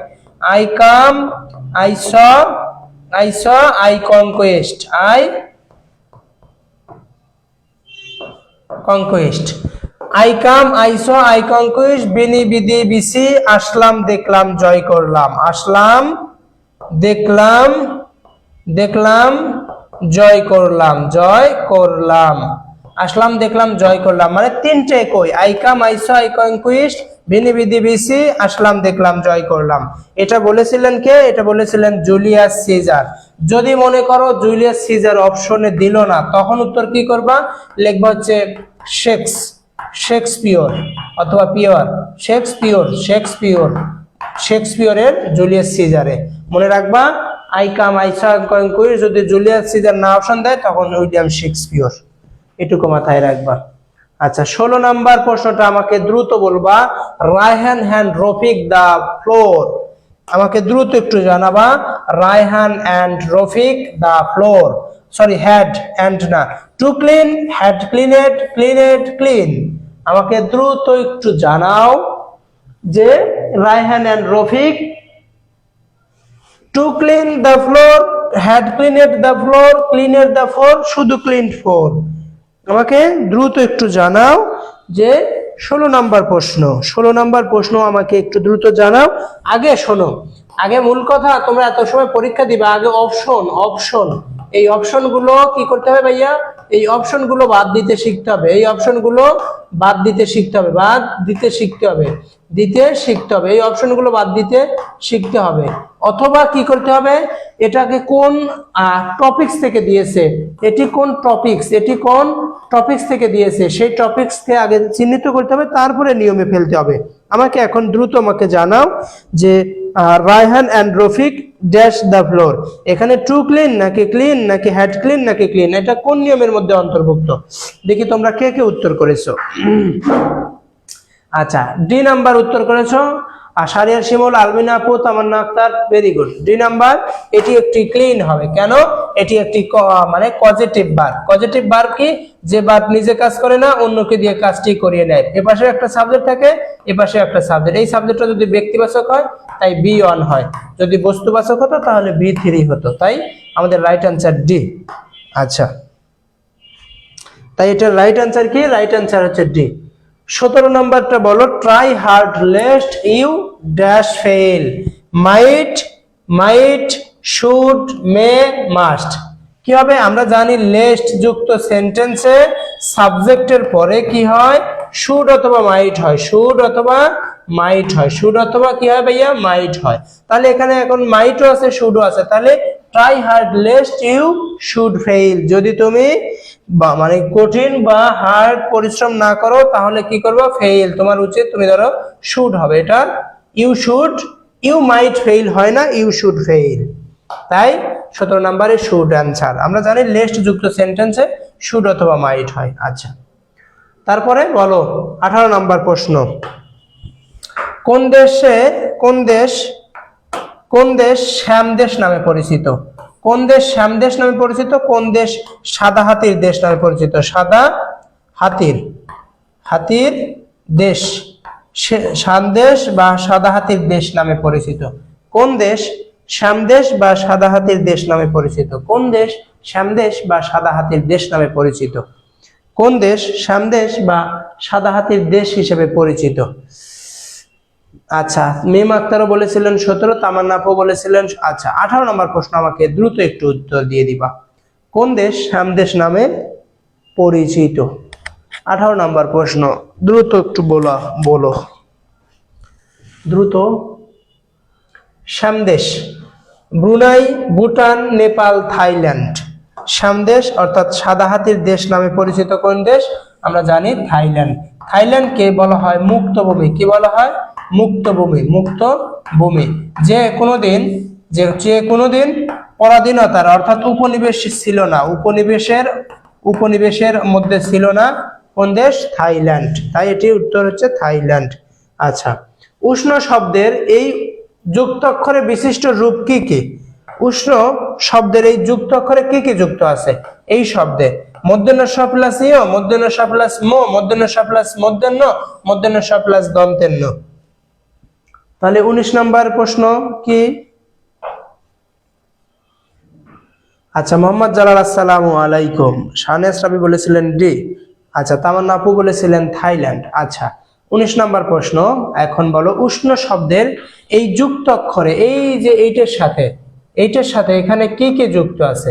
এটার সাথে এখানে কি কি যুক্ত আছে? এখানে কি মূর্ধন্য ষ প্লাস মূর্ধন্য, মূর্ধন্য ষ প্লাস মো, মূর্ধন্য ষ প্লাস মূর্ধন্য, মূর্ধন্য ষ প্লাস দন্তের ন, তাহলে কি হবে আমরা জানি এই যুক্ত অক্ষরে মূর্ধন্য ষ প্লাস মূর্ধন্য যুক্ত, মূর্ধন্য ষ প্লাস মূর্ধন্য। আচ্ছা, তাই 19 নম্বর আমরা অনায়াসেই উত্তর পেলাম। এখন 20 নম্বরে চলে আসলাম। কাজী নজরুল ইসলামের জন্ম তারিখ কত? কাজী নজরুল ইসলামের জন্ম তারিখ কত? 11ই জ্যৈষ্ঠ 1306, 12ই ভাদ্র 1383, 25শে বৈশাখ 1268, 22শে শ্রাবণ 1348। দ্রুত আমাকে বলো বলো বলো সবাই।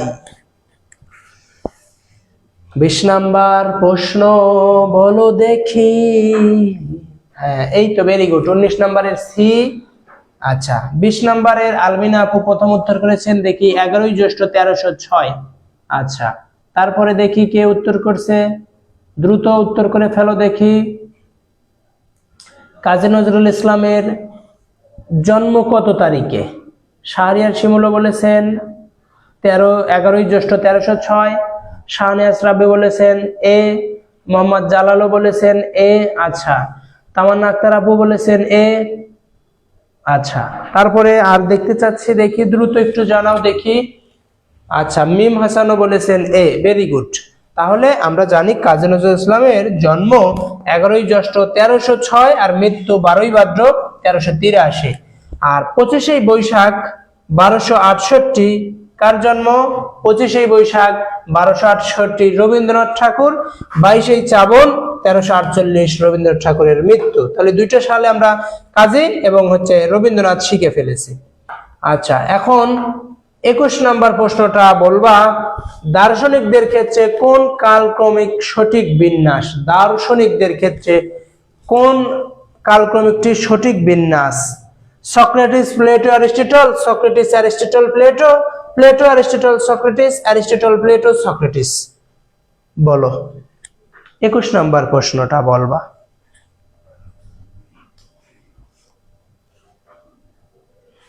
21 নম্বর প্রশ্নটা একটু দেখে শুনে বলো, দ্রুত বলবা। আর যারা আমাদের এখনো পেইড বেসে পরীক্ষা দিচ্ছ না, দ্রুত আমাদের পেইড বেসে যুক্ত হয়ে নাও। আর প্রশ্নর মানগুলো কেমন আমাকে সেটাও জানাবা। ক্লাস শেষে আমি তোমাদের উত্তর দিয়ে দিব যে তোমাদের পরীক্ষা কেমন হয়েছে, উত্তরটা মিলিয়ে নিবা যে কেমন। প্রশ্ন প্রতিদিন আমাদের কিন্তু target 90 model test, target 90 model test আমাদের প্রতিদিন চলছে। যারা ভর্তি হওনি দ্রুত ভর্তি হয়ে নিবা।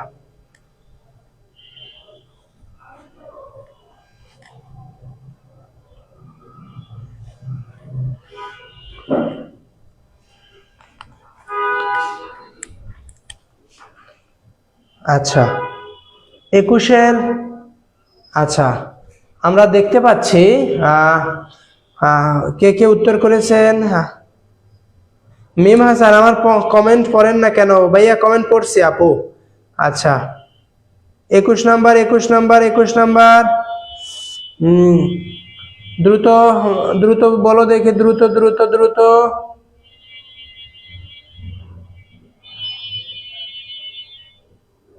আচ্ছা, 21-এর মিম হাসান 21-এর এ না, 21-এর এ। আচ্ছা, রাসেল মে 21-এর এ।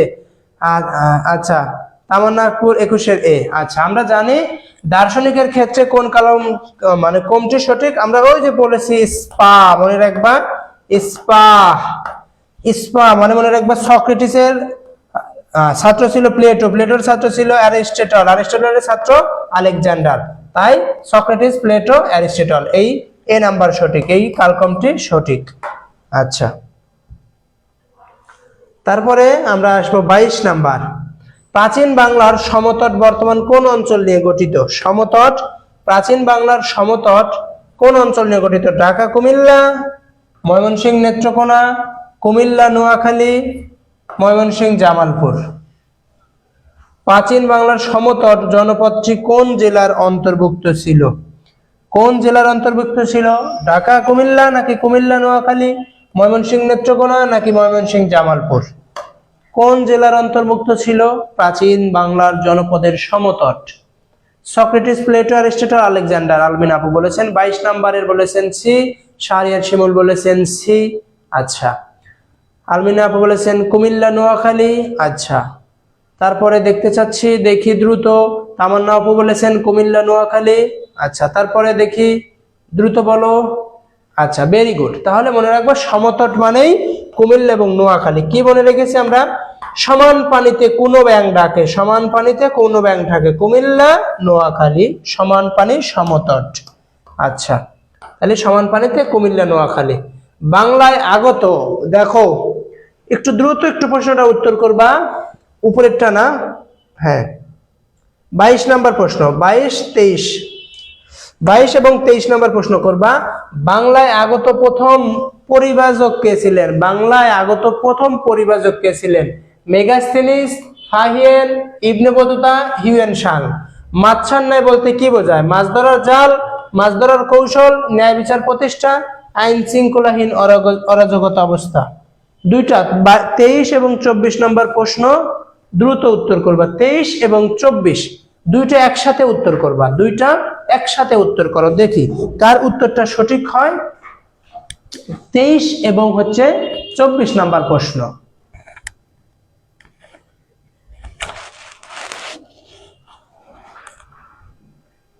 তেইশ এবং 24। আচ্ছা, আলমিনা আপু বলেছেন 23-এর ফাহিয়েন। আচ্ছা, 24-এর বলেছেন আইন শৃঙ্খলা, মানে আইন শৃঙ্খলাহীন অরাজকতা অবস্থা। আচ্ছা, তামান্না আপু বলেছেন 23-এর এ। আচ্ছা, আপনারা সবাই বুঝিয়া উত্তর দিবেন, কেউ এমনি উত্তর দিয়েন না, সুন্দর করে বুঝেন, প্রশ্ন বুঝেন তারপরে উত্তর দেন। বলেন। আচ্ছা আচ্ছা, তালমিনা আপু 24-এর বলেছেন ডি। আচ্ছা, তারপরে দ্রুত সবাই দেখি, বাংলায় আগত প্রথম পরিভাষক কে ছিলেন? Megasthenes, Fahien, Ibn Battuta, Hiuen Tsang. আচ্ছা, শাহরিয়ার শিমুল ভাইয়া বলেছেন ফাহিয়েন এবং আইন শৃঙ্খলাহীন অরাজকতা অবস্থা। আচ্ছা, তারপরে দ্রুত সবাই একটু উত্তর বলো, তারপরে আমি উত্তর বলছি। দেখো প্রশ্ন তোমরা কিভাবে ভুল করো, কিভাবে ভুল করো দেখো, এখন আমি বলি তাইলেই বুঝতে পারবা। প্রশ্ন করেছে বাংলায় আগত প্রথম পরিভাষক কে? এটা কি বলেছে চীন থেকে আসা প্রথম পরিভাষক কে? এটা তো বলেনি, বলেছে বাংলায় আসা প্রথম পরিভাষক। তাইলে এই বাংলায় এসেছিলেন প্রথম পরিভাষক মেগাস্থেনিস, খ্রিস্টপূর্ব 321 অব্দের দিকে এসেছিলেন, খ্রিস্টপূর্বাব্দে তিনি এসেছিলেন। বাংলায় আসা প্রথম পরিভাষক ছিলেন মেগাস্থেনিস, মেগাস্থেনিস। আর যদি বলতো বাংলায় আসা, চীন থেকে বাংলায় আসা প্রথম পরিভাষক, চীন থেকে বাংলায় আসা প্রথম পরিভাষক ছিলেন ফাহিয়েন, প্রথম ছিলেন ফাহিয়েন। ফাহিয়েন ওই যে কার সময় এসেছিলেন? কার সময়? আমরা জানি গুপ্ত শাসন আমলে এসেছিলেন। আর হিউয়েন সাং এসেছিলেন হর্ষবর্ধনের শাসন আমলে। আর চীন থেকে আসা প্রথম মুসলিম পরিভাষক মা হুয়ান। এখন ক্লিয়ার কি? তাই এটার উত্তর হবে মেগাস্থেনিস। বুঝতে পেরেছ? মেগাস্থেনিস। আচ্ছা, দেখো আমারে আপু মিম আপু বলেছেন 23-এর আবার ডি, হিউয়েন সাং। দেখো কোথায় চলে গেছে।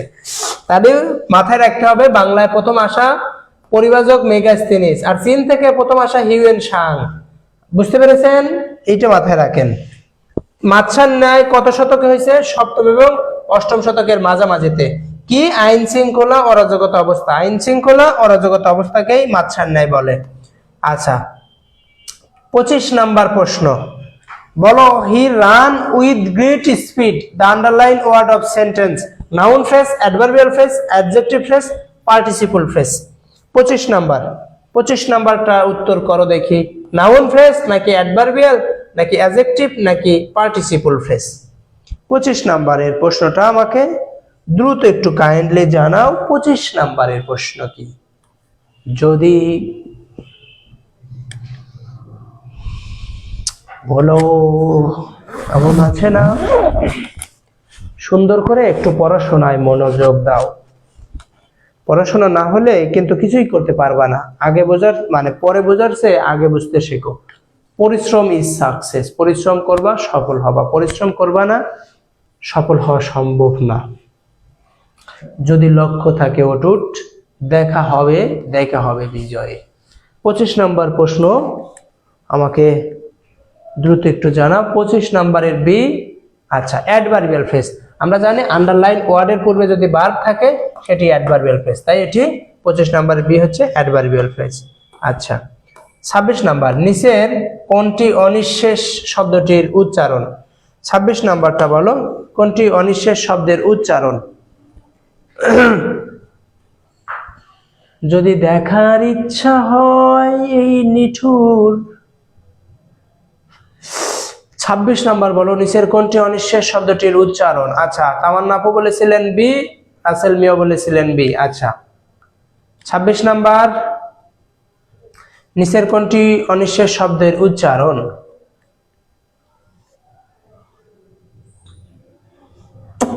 আমরা জানি যে সকল শব্দের অনিঃশেষ, আমরা জানি যে সকল শব্দের এইখানে এই অ প্রথমে থাকার পরে এই ঋষিকার, এই দীর্ঘিকার, ঋষি, এই দীর্ঘি, এই হস্য, এই হস্যরি, এই রি, এই রফলা, এই জফলা, রফলা, এই হচ্ছে রফলা, এই হচ্ছে জফলা, এই খিও, এইটা এটা থাকলেই অটা ও হয়, কিন্তু এটা হচ্ছে নেতিবাচক ক্ষেত্রে কিছু কিছু পরিবর্তন হয়। এই অনিঃশেষ আমরা জানি কোন শব্দের শেষে যদি বিসর্গ থাকে, শেষে কোন শব্দের শেষে যদি বিসর্গ থাকে তাহলে ওকার হিসাবে হয়। আর যদি মাঝে থাকে, যদি মাঝে বিসর্গ থাকে তাহলে পরের বর্ণ কি করবে? পরের বর্ণ দ্বিত্ব করে। পরের বর্ণ কি করে ভাইয়া? পরের বর্ণ দ্বিত্ব করে। পরের বর্ণ কি করে? পরের বর্ণ দ্বিত্ব করে। পরের বর্ণ কি করে? দ্বিত্ব করে। তাই এই অনিঃশেষ শব্দটা কিভাবে হবে? অনিশ, অনিশ, অনিশ শেষ, অনিশ শেষ। তাই এরকম যেটা আছে মূর্ধন্য ষ দন্তের স হয় না, মূর্ধন্য ষ দন্তের স হয় না, তাই বি নাম্বার। 26 নাম্বারের বি, 26 নাম্বারের হচ্ছে বি। 27 এবং 28 নাম্বার বলো, মগজ শব্দের উচ্চারণ কোনটি? মগজ শব্দের উচ্চারণ কোনটি?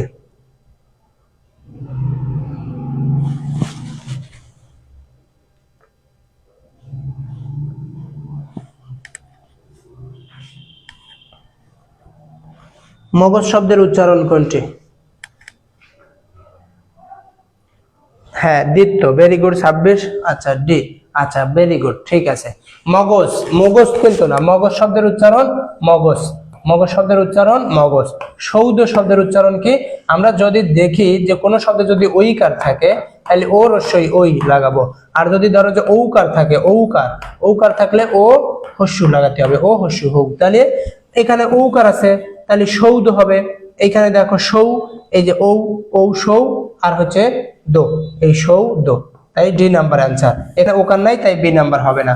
আর আমরা জানি কোন শব্দে যদি তালব্য স, মূর্ধন্য ষ, দন্ত্য স থাকে সবগুলো শব্দেই তালব্য স হয়। কিছু কিছু ব্যতিক্রম, যেমন কি কি ব্যতিক্রম? যেমন হচ্ছে শ্রম, শ্রম শ্রাবণ, শ্রম শ্রাবণ, শ্রম শ্রাবণ, স্মৃতি, শ্রম শ্রাবণ স্মৃতি, এগুলোতে দন্ত্য স হয়। তাছাড়া শব্দের উচ্চারণে সব জায়গায় তালব্য স হয়। আর বিশেষ করে মাথায় রাখবা, শয়ের সাথে যদি রফলা রিকার যুক্ত হয় তাহলে সেই সকল শব্দে দন্তের স হবে, দন্তের স হবে। তাছাড়া বাদ বাকিতে সব জায়গায় তালব্য স হবে। আচ্ছা, সন্ধ্যা শব্দটা, সন্ধ্যা শব্দটার উচ্চারণ বলো। সন্ধ্যা শব্দটার উচ্চারণ বলো। আমরা জানি যে ওই যে বলছে অ এর পরে যদি দেখো জফলা আছে, অ এর পরে যদি ধরো রফলা, রিকার, আর তারপরে আমরা যদি ঋষিকার, দীর্ঘিকার, হস্যকার, হস্যরিকার, এই যে খিও, আর তারপরে এই যে এই বর্ণ, এরা যদি থাকে তাহলে এই অটা কি হয় ভাইয়া? ও হয়ে যায়, ও হয়ে যায়। যদি ওকে দেখা যায় তাহলে অ এর পরিবর্তে ও হয়। ও যদি দেখা না যায়, কোনো বর্ণের সাথে যুক্ত মনে হয়, খালি বর্ণ থাকে, তাহলে এর কার চিহ্ন হয়। তাই এই সন্ধ্যার পরে যে জফল আছে, এই জফল আছে, তাই এই সন্ধ্যাটা ও হয়ে যাবে, শোন, শোন দা। তাই এটা আমরা জানলাম, এটার উত্তর হচ্ছে 29 এ। আচ্ছা, বাংলায় প্রথম চৈনিক পরিব্রাজককে? বাংলায় প্রথম, এখন উত্তর বলো। এই যে বাংলায় প্রথম চৈনিক পরিব্রাজক, 30 নম্বর প্রশ্নটা এখন যদি না পারো তাহলে কিন্তু একেবারে ফিনিশ করে ফেলবো। বাংলায় প্রথম চৈনিক পরিব্রাজক কে ছিলেন? ইংশিং হিউয়েনসাং হিউন সেন সিং। বলো 30 নম্বরে এখন বলো, বাংলায় প্রথম চৈনিক পরিব্রাজক। 30 নম্বর প্রশ্ন, 30 নম্বরের। আচ্ছা, আলমিনা আপু বলেছেন ফাহিয়ান। আচ্ছা, তাহলে আমরা জানলাম বাংলায় আসা প্রথম পরিব্রাজক যে, সেটি হচ্ছে ফাহিয়ান। কিভাবে মনে রাখবা? দেখো, তোমাদের মধ্যে এই ফাহিয়ান আর এই হিউয়েন সাং এর মধ্যে কনফিউজ হয়ে যায়। আমাকে বলো, এই ফা, এই ফ আগে নাকি হ আগে? অবশ্যই ফ আগে, তাই ফটা আগে এসেছে। ফাহিয়ান, ফাহিয়ান কার সময় এসেছে? আমরা জানি গুপ্ত শাসন আমলের আর দ্বিতীয় চন্দ্রগুপ্তের শাসন আমলে, দ্বিতীয় চন্দ্রগুপ্তের শাসন আমলের। হটা এসেছেন হর্ষবর্ধনের শাসন আমলে। হর্ষবর্ধনের সভাকবি কে ছিলেন? হর্ষবর্ধনের সভাকবি ছিলেন বাণভট্ট। বাণভট্ট। আচ্ছা, হর্ষবর্ধন বাণভট্ট কি রচনা করেছেন? হর্ষচরিত। আচ্ছা, 31 পৃথিবীর দীর্ঘতম নদ কোনটি? পৃথিবীর দীর্ঘতম নদ নীল নদ। পৃথিবীর দীর্ঘতম নদ নীল নদ। পৃথিবীর দীর্ঘতম নদ নীল নদ। আর যদি বলা হয় পৃথিবীর দীর্ঘতম নদী আমাজন নদী। আর ইয়াংসি কি এশিয়ার বৃহত্তম নদী। তোমাদের এখানে তাহলে পৃথিবীর দীর্ঘতম নদ নীল নদ। তোমাদের এখানে জাস্ট কয়েকটা মাথায় রাখতে হবে। আচ্ছা, তাহলে আমরা মোটামুটি পারলাম। ইউরোপের দীর্ঘতম নদী কোনটি সেটা আমাকে বলো তো। আর আমরা 6টা দেশ মহাদেশের 6টা বৃহত্তম নদীর নাম শিখবো আমরা এখন। আচ্ছা, 30 নম্বরের। আচ্ছা, ভেরি গুড রাসেল মিয়া। আচ্ছা, এখন ইউরোপের দীর্ঘতম নদী কোনটি? দানিউব, রাইন, ভলগা, টেমস। বলো ইউরোপের দীর্ঘতম নদী কোনটি?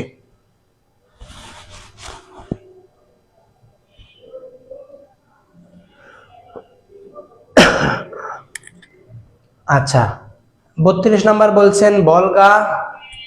ইউরোপের দীর্ঘ আচ্ছা, আর আলমিনাপুর উত্তর কিন্তু হয়নি। আচ্ছা, শাহরিয়ার, ভেরি গুড। আচ্ছা, মাথায় রাখবা আমরা এখানে 6টা একটু সুন্দর করে লিখে ফেলো। কি লিখবা? লিখে ফেলো। এখানে লিখবা এশিয়ার। এখানে লেখো এশিয়ার বৃহত্তম নদী। এশিয়ার বৃহত্তম নদী ইয়াংসিকিয়াং। এই যে ইয়াংসিকিয়াং, এশিয়ার বৃহত্তম নদী কি ভাইয়া? ইয়াংসিকিয়াং।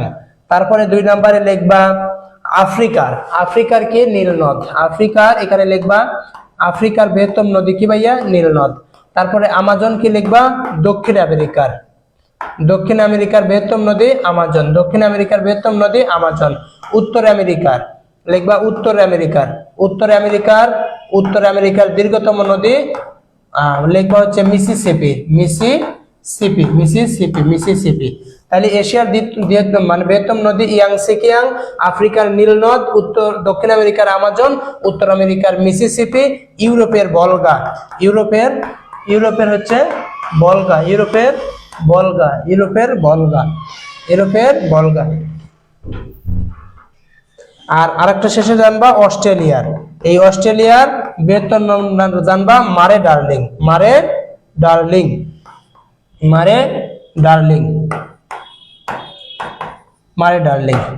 তাহলে এইটুকু জাস্ট একটু মাথায় রেখো যে ইউরোপের দীর্ঘতম নদী ভলগা, আফ্রিকার নীল নদ, দক্ষিণ আমেরিকার আমাজন, উত্তর আমেরিকার মিসিসিপি, এশিয়ার ইয়াংসিকিয়াং, ইউরোপের ভলগা, অস্ট্রেলিয়ার মারে ডার্লিং। আচ্ছা, এই কয়েকটা যদি নাম মনে থাকে তাহলেই পারবা। কোন দেশে সমুদ্র বন্দর নেই? লেবানন, আলজেরিয়া, মিশর, আফগানিস্তান। কোন দেশে কোনো সমুদ্র বন্দর নেই? এই খাওয়া দাওয়া করে যাও।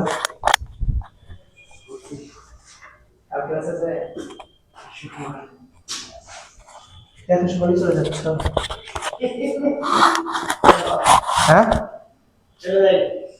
আবার আসবা না? 1টার দিকে ঘুরতে বের হবো।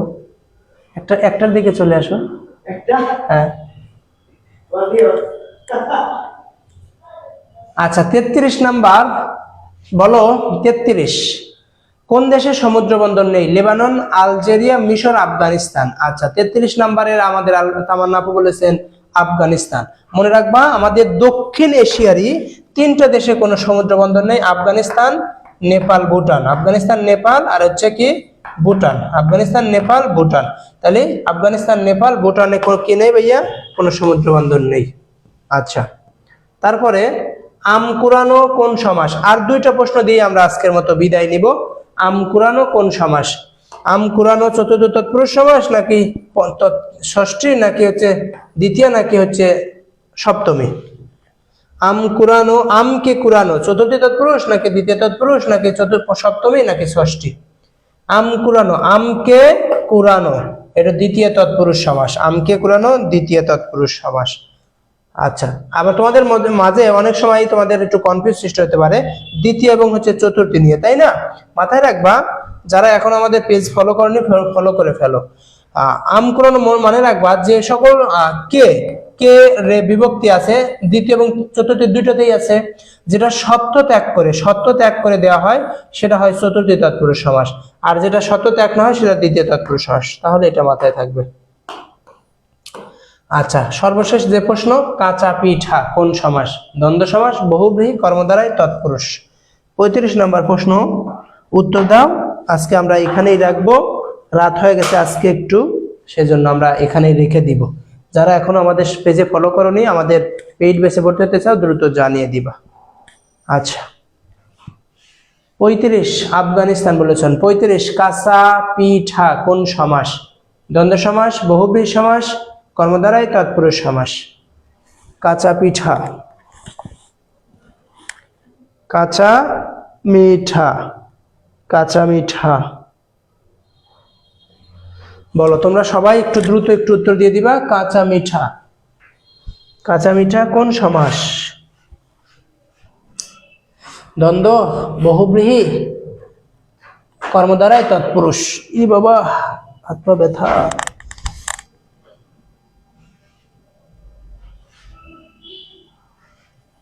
কি হবে বলো তো? কাঁচা মিঠা, দেখি তোমরা কি উত্তর দিচ্ছ।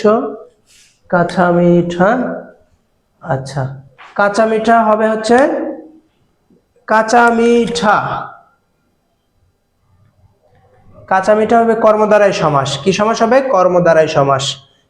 কাঁচা যা মিঠাই তাই, কাঁচা মিঠা একই। আচ্ছা, তাহলে সবাই ভালো থাকো, সুস্থ থাকো, আমাদের পরবর্তী ক্লাসে দেখা হবে ইনশাআল্লাহ। আল্লাহ হাফেজ। আমি এখন রেজাল্ট দিয়ে দিচ্ছি, রেজাল্টটা মিলিয়ে নিবা সবাই।